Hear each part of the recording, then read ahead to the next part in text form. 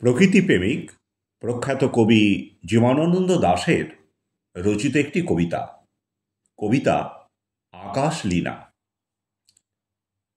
সুরঞ্জনা, ওইখানে যেও না কো তুমি, বলো না কো কথা ওই যুবকের সাথে।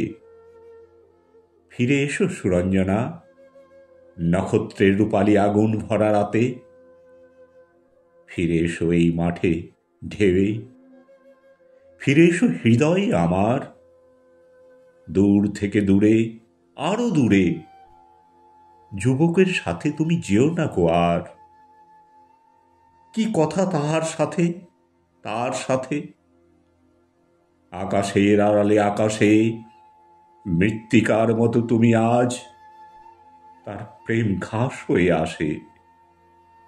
সুরঞ্জনা, তোমার হৃদয় আজ ঘাস, বাতাসের ওপারে বাতাস, আকাশের ওপারে আকাশ।